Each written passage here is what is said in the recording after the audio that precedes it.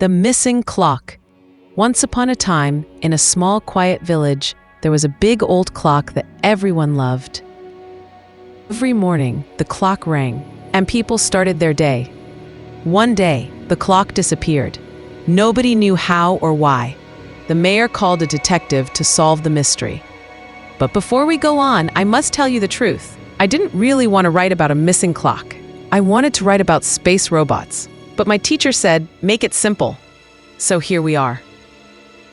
The detective, Mr. Lark, looked around the village. Suddenly, a giant recipe book fell from the sky.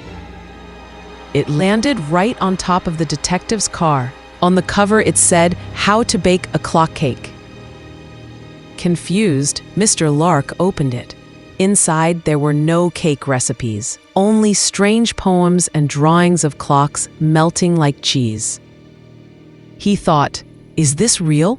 Or am I just a character in a crazy story? The style of the book changed suddenly. It started sounding like a fairy tale. In a land where clocks grew on trees, one must bake a cake to find time again. Then the next page turned into a detective novel. The suspect was clear. Time itself had stolen the clock. As Mr. Lark read, he remembered an old line from a play, "To be or not to be."